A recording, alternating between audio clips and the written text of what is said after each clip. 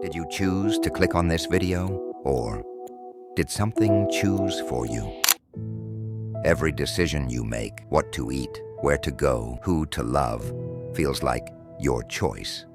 But what if I told you that sense of control is nothing but an illusion? That every thought, every action is dictated by forces you cannot see.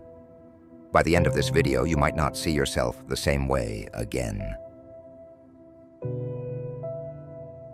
The debate over free will has haunted humanity for centuries. Ancient philosophers like Democritus believed in determinism, that the universe operates like clockwork, each event caused by the one before it. If that's true, your choices aren't really yours. They're the inevitable result of billions of prior events. Think about that for a second. Are you free, or are you simply a cog in the machine?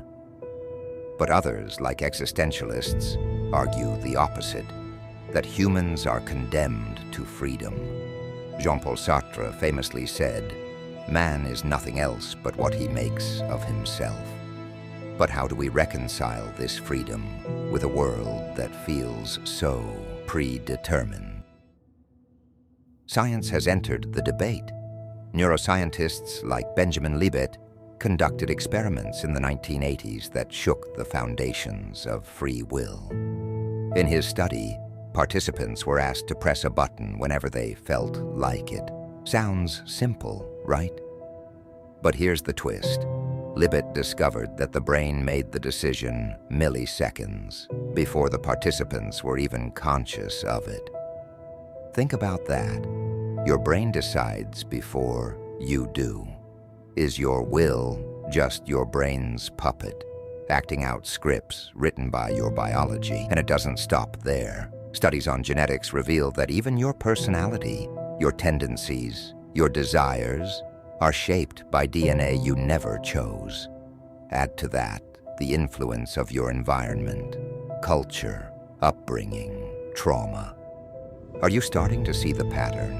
If every thought is caused by something external, can you ever call it your own? This realization can be terrifying. Psychologists call it the illusion of control. We like to believe we're in charge because the alternative, that we're passengers in a ship we cannot steer, is unbearable. But here's the paradox. The more we fight to control our lives, the more powerless we feel when things fall apart. And yet, humans thrive on the illusion of choice. It gives us meaning, purpose, hope.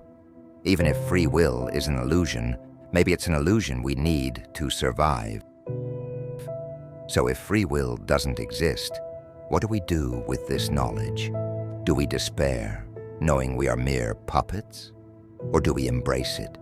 Friedrich Nietzsche believed in amor fati, the love of fate, to accept the unfolding of life as it is, without resistance. What if true freedom isn't in choosing, but in accepting? Here's the question you need to ask yourself. Does it matter? If you've been shaped by forces beyond your control, does that make your experiences any less real?